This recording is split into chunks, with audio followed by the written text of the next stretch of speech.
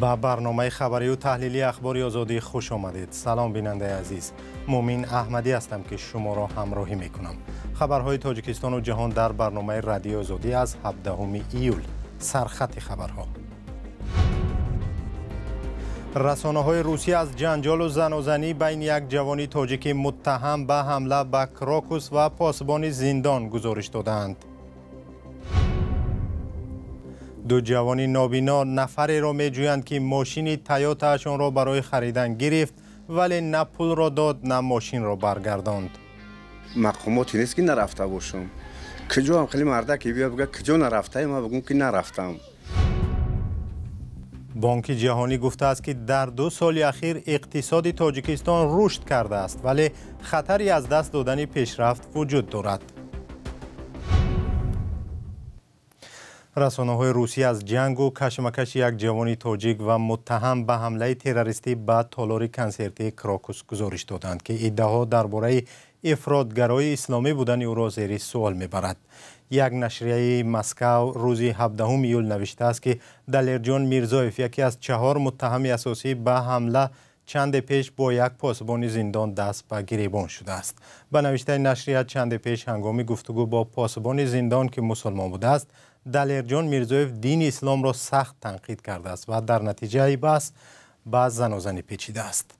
دقیق نیست این حادثه در زندان بازداشتگاه مسکو کی رخ داده است. مقامات روسیه دلیرجان میرزایف را همراه با 3 جوان دیگری تاجیک متهمان اصلی به حمله تروریستی به تالار کنسرتی کراکوس نامیدند که روز 22 مارس صورت گرفته است و در نتیجه آن 144 نفر کشته شدند. مقامات روسیه آنها را پیروان گروه تروریستی به نام دولت اسلامی مینامند. ادامه برنامه. 2 جوان نابینا از ناحیه همدانی 3 سال باز کسی را می‌جویند که با بهانه خریدن ماشینشان را برد ولی نه پول داد و نه پس گرداند. تلاش‌های پدر 2 جوان برای پیدا کردن ماشین و خریدار بی‌نتیجه بوده است. محمود جان رحمتزاده به خانه این جبردیدگان معامله نادرست رفت و گزارش او را همراه می‌بینیم. Карол адда номерош 2990 камера мақсад кредит додем намакамона. در این نوار معامله خرید و فروش ماشین 2 جوان نابینا جریان دارد. برادران خورشید و ولیجان کنجایف ها ماشین را به امید کمالوف می‌دهند. این معامله سال 2021 رخ داده است. به نقل فروشندگان ماشین 62000 سامانی سودا شده است. آنها میگویند خریدار برایشان آن وقت 6000 سامانی داد و در نزد دوربین گفت که پول باقی مانده را تا آخر ماه میآورد. همه شهروند کمال حمید ساتوروویچ این برادر فهمیده چیه؟ کنجایف جمیخان میروویچ این برادر 56000 سومان قرضدارم امروز یکم چیزای مدت سرگون روزی 25 همین ماه برمیگردند. اگر که ندادمش مقصد 6000 سومان یا زالوگ دادگیمش برای ماشینش همون زالوگش میسوزم یا ماشینش میگیرم میروم. برادران که از دیدی بینا محرومند میگویند که امید نه پول را داد و نه ماشین را. پدر خورشید ولیجان از مقامات ناحیه همدانی تا جمهوری شکایت کرد. کمک خواست تا ماشین برگردانیده شود. او میگوید که اما تا حال نه دادستان و نه پلیس به کمکش نرسیدند. مقاماتی نیست که نرفته باشم. کجا هم خیلی مردکی بیا بگه کجا نرفته، ما بگم که نرفتم. راست همه راست خودم ما برای همین کاری فرزندم 3 ساله دعوا کردم. آخه دیگر نمیدونم با کجا مراجعت کنم. آن ماشین یاری مردم به 2 نابینا بود.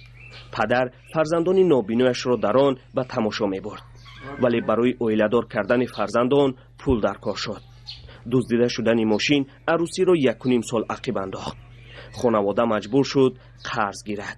همه به خاطر ما بود، اصلا بسیار تلاش به خاطر ما بود. نه که همین کار شد روسیگاب چند عقب موندیم.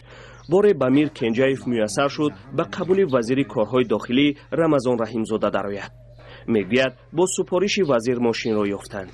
مدت آن را در شعبه کارهای داخلی همدانی نگه داشتند.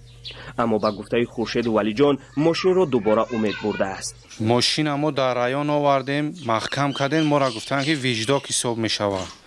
تا 10 ساله وجداک حساب می شود. نه که چه که تا 10 ساله پروکراتور ناحیه همدانی گرفت با او بچه دادش. چی باید دولت یک بار دستگیری نمیکنه؟ چاره نمیبینه. حالا خواهش این دو جوان نابینا این است که مقامات برای برگردانیدن پول یا ماشین کمکشان کنند. آنها میگویند که امید کمالوف از سادگی خانواده و نابینایی آنها سوء استفاده کرده است. هرچند ما تلاش کردیم اصل قضیه رو از زبان امید کمالوف شنویم ولی چند شماره تلفنش خاموش بود. خانواده خورشید ولیجان هم میگویند که حال هر روزه آنها در جستجوی او میگذرد ولی یافتن نمیتوانند.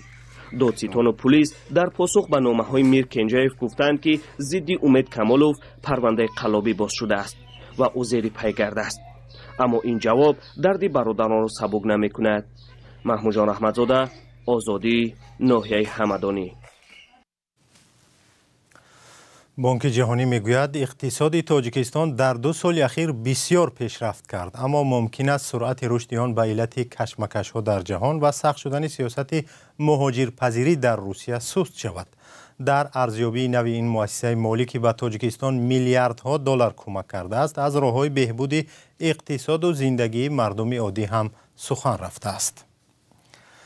همکارم خیرامان بقازاده این ارزیابی را ورق زد و در استودیو با ماست. خیرامان، اول نکات مهم این ارزیابی را درباره اقتصاد تاجیکستان شرح می‌دادید؟ بله مومین، در این ارزیابی که 16 ایول نشر شد گفته می شود که اقتصاد تاجیکستان در قیاس با سالهای گذشته رشد چشمگیری داشته است که به کاهش فقر در کشور کمک کرده است. اگر با زبان رقم بگوییم رشد اقتصاد در سال 2023 8.3% را تشکیل داده است و تا ماه می امسال اقتصاد کشور تا 8.2% توسعه یافته است که رقم بزرگ است. سبب‌های انکشاف منظم اقتصاد به قول بانک جهانی فروش طلا، خرج دولتی برای ساختمان‌های عظیم و زیربنیادها و از خارج به تنفس آمدن پول مهاجران بوده است. طوری می‌دانیم تاجیکستان مواد سوخت زیاد و هم خوراکواری را از بیرون وارد می‌کند و ارزان شدن آنها به نرخ‌ها در داخل تاثیر می‌رسانند.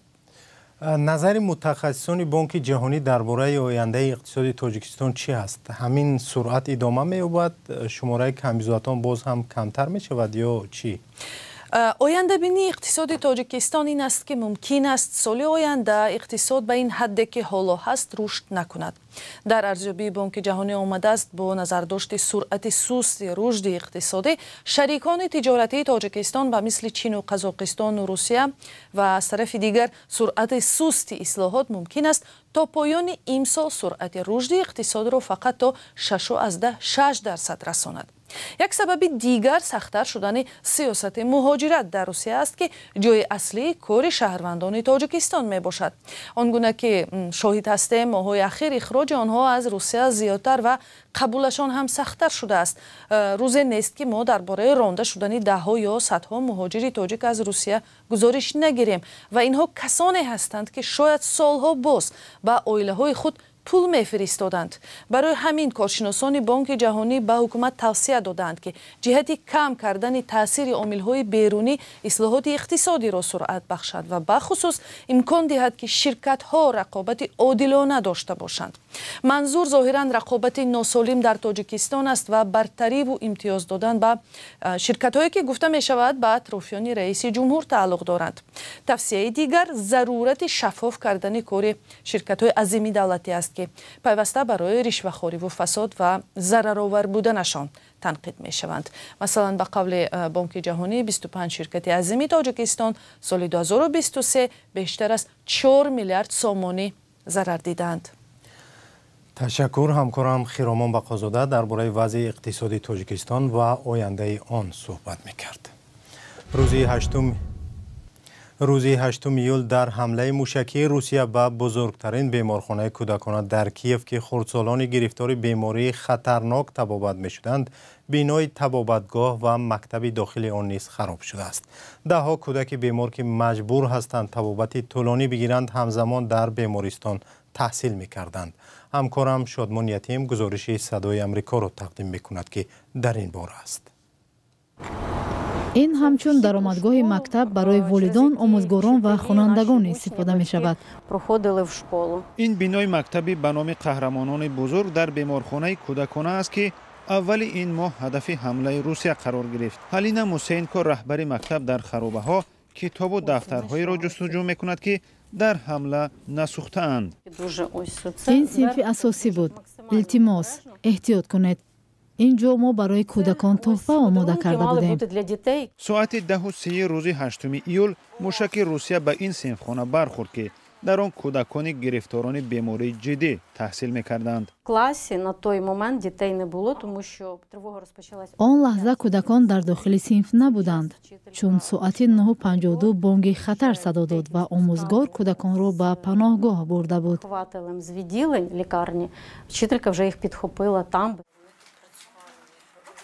назарчик черчукани 6 сола дар ин беморхона аз августи соли 2023 аз омоси мағзи сар табобат мегирифт. ӯ барои рафтан ба синфи 1 дар мактаби беморхона таҳсил мекард ва навиштанро ёд мегирифт. ӯ бо модараш аз шаҳри Миколаев пайваста ба ин беморхона меоянд то назарчик кимиёдармонӣ шавад. онҳо охирон бо рӯзи 4 июл 4 рӯз пеш аз ҳамла ба ин беморхона омада буданд. мо барои харидани дору рафта будем. бояд бармегаштем ва он ҷо мешудем. лекин ба хона баргаштем ки садои таркишро шунидем. аз тиреза дидам ки дуди сиёҳ ба ҳаво печидааст. мактаби қаҳрамонони бузург дар назди беморхона соли 2015 ба кор сар кард ва соли 2021 ҳукумати Украина дар назди дигар чунин беморхонаҳо дар кишвар марказҳои таълимӣ боз карданд.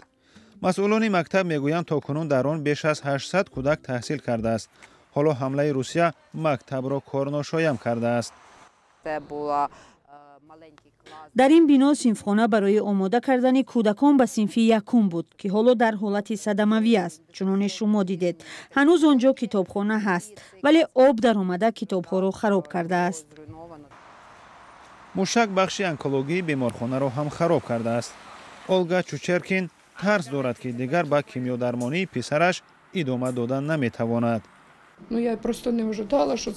бовар надоштам ки ба беморхона ҳамла мешавад. ин ҷо шароит фарқ дошт. таҷҳизоти пешрафта дорад ва табибон пайваста кӯдаконро назорат мекунанд. мо дар деҳа чунин шароит надорем. мақомоти Украина мегӯянд дар ҳамлаи Русия қисми зиёди ин беморхона ки аксаран кӯдакони гирифторони бемориҳои ҷиддӣ табобат мешаванд хароб шудааст. вазорати тандурустии Украина гуфтааст ки бозсозии ду бинои ин беморхона ғайриимкон шудааст. барномаро бо гузориши аз Тоҷикистон идома медиҳем. аз пайдо шудани барномае ки ҷавонони тоҷик аз тариқи он барои таҳсил ба Амрико мераванд 30 сол гузашт. садҳо ҷавони тоҷик ба ин васила имкони таҳсил дар Амрикоро пайдо карданд. дар ҳамоише ки дар душанбе онҳое ки аз тариқи ин барнома барои хондан ба Иёлоти Муттаҳида рафта буданд ҷамъ омаданд. шаҳлои Абдулло ҳамкори мо ҳам онҷо буд. ҷашни 30-солагии Flex ё барномаи мубодила барои мактабиёни синфҳои болоӣ. хатмкардаҳои ин барнома аз гӯшаву канори Тоҷикистон дар душанбе гирди ҳам омаданд. барномаи Flex имкон медиҳад ки мактаббачагони тоҷик ҳанӯз аз синфи 11 дар Амрико таҳсил кунанд. хатмкардаҳои тоҷики ин барнома корҳои хеле назаррасро дар Тоҷикистон анҷом доданд. дар соҳаҳои гуногун аз ҷумла ҷомеаи шаҳрвандӣ, рӯзноманигорӣ, мақомоти давлатӣ ва тиб кору фаъолият мекунанд. мақсади барнома ҳамчунин аст ки робитаҳои ду давлатро қавӣ кунад ва арзишҳои ду кишварро ба ҳамдигар омӯзонад.